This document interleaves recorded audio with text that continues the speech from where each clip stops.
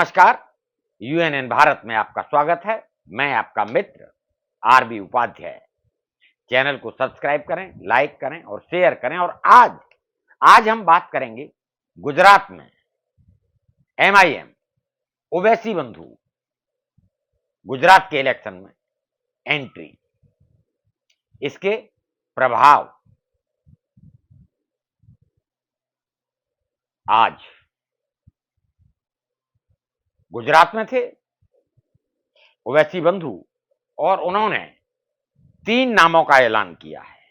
इसमें सबसे ज्यादा चौंकाने वाला नाम है कोस्काबेन परमार। हिंदू कैंडिडेट उतारा है असदुद्दीन ओवैसी ने गुजरात के इलेक्शन में, और मुझे लगता है अगर एमआईएम ओवैसी जी मजबूती के साथ गुजरात में अगर इलेक्शन लड़ते हैं तो कहीं ना कहीं दिक्कत या समीकरण बदलेंगे। जैसा हम त्रिकोणीय मुकाबले की बात कर रहे थे, जब मुकाबला बहुकोणीय हो जाएगा, मान लीजिए हम एआईएमआईएम की बात करते हैं। कोस्काबेन परमार वर्तमान में अहमदाबाद की अध्यक्ष हैं एआईएमआईएम की महिला विंग की, हिंदू हैं और असदुद्दीन ओवैसी बहुत अच्छी तरह समझ चुके हैं कि सिर्फ मुस्लिम के सहारे,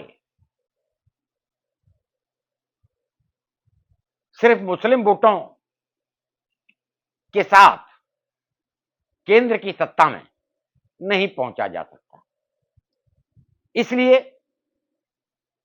आपने देखा होगा उत्तर प्रदेश के इलेक्शन हो या दूसरे किसी राज्य में इलेक्शन हो, चाहे बिहार की बात हो, वो बात करते हैं मुस्लिम प्लस दलित, यानी उनका गणित बड़ा सीधा सीधा है और वो समझते हैं इस बात को कि सिर्फ मुस्लिम समुदाय के वोट के साथ केंद्र की सत्ता पर दावेदारी प्रस्तुत नहीं की जा सकती। इसलिए कहीं ना कहीं दलित को साथ लाने की कोशिश उत्तर प्रदेश में भी देखी गई और दूसरे राज्यों में भी देखी गई, जो सफल नहीं हुआ प्रयोग। अब उन्होंने इससे इतर गुजरात में एंट्री की है। जो राजनीतिक समीकरण गुजरात के अभी तक थे, उनको बदलने का एक प्रयास, जो 3 नामों का ऐलान किया है उनमें 2 मुस्लिम हैं और 1 हिंदू। पहली बार एआईएमआईएम ने गुजरात में अपनी पार्टी से हिंदू उम्मीदवार उतारा है। एक मैसेज देने की कोशिश है, जो समीकरण है बदलने की कोशिश है। अगर यह प्रयोग सफल रहता है गुजरात में, तो राजनीति के जो समीकरण हैं नए सिरे से बनेंगे। गुजरात में जहां आम आदमी पार्टी और कांग्रेस पहले ही पूरे दमखम के साथ मैदान में थी, वहीं एआईएमआईएम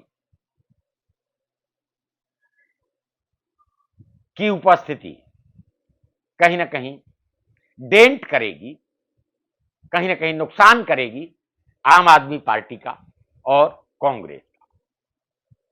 क्यों? मुस्लिम जो वोट बैंक है उसमें एआईएमआईएम सेंध लगाएगी। आज उन्होंने मुस्लिम बाहुल्य इलाकों में दौरा किया है और जिस तरह से वो बोलते हैं, जब स्पीच देते हैं, मंच से बोलते हैं, तो ऐसा लगता है कि वो मुस्लिम समुदाय के सबसे बड़े रहनुमा और सबसे बड़े नेता हैं और नकारा नहीं जा सकता कि उनको वोट मिलता भी है। ऐसे में ये जो वोट कटेगा मुस्लिमों का और हिंदू वोट बैंक में जो सेंध लगाने की कोशिश उन्होंने पहली बार की है। बाकी तो समय बताएगा कि वो कितना सेंध लगा पाते हैं। अगर हिंदू वोट बैंक में सेंध लगा पाते हैं तो सीधा सीधा ये जो नुकसान होगा ये तीनों पार्टियों को होगा। जहां तक बीजेपी का प्रश्न आता है, बीजेपी का जो अपना कैडर वोट है वो कहीं नहीं जाता है। पिछले वीडियो में मैंने बताया था परसेंटेज वाइज, और यह भी बताया था किस तरीके से बीजेपी की सीटें कम होती जा रही हैं।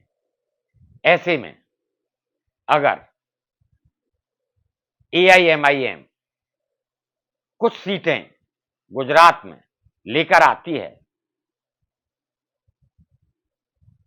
तो तस्वीर का परिदृश्य बदल सकता है। अभी शुरुआत है, 3 कैंडिडेट का ऐलान कर चुके हैं। आगे जैसे जैसे इलेक्शन बढ़ेगा वो भी अपनी उपस्थिति दर्ज कराएंगे और मुस्लिम समुदाय को जागृत करने की कोशिश करेंगे। वो कोशिश कितनी सफल रहती है ये तो समय बताएगा, लेकिन मुकाबला बहुकोणीय होगा, और जब बहुकोणीय मुकाबला होगा तो बीजेपी को उसका फायदा मिलना तय माना जाता है। जो मुस्लिम वोट बैंक है वो ओवैसी को जाएगा, कांग्रेस को जाएगा, आम आदमी पार्टी को। जब वो 3 जगह बटेगा तो स्वाभाविक है फायदा जो हिंदू वोट बैंक है, जो कोर बैंक है, जो कैडर वोट है बीजेपी का, वो नहीं हिलता, वो बीजेपी के साथ खड़ा रहेगा। ऐसे में मुकाबला रोमांचक होगा और मैं समझता हूं इसका जो फायदा है बीजेपी पूरी तरीके से लेने की कोशिश करेगी। आगे जैसे परिस्थितियां बदलेंगी हम आपके समक्ष पुनः विश्लेषण के लिए इसी तरीके से प्रस्तुत करेंगे। और पुनः गुजारिश है, चैनल को सब्सक्राइब करें, लाइक करें, शेयर करें। नमस्कार।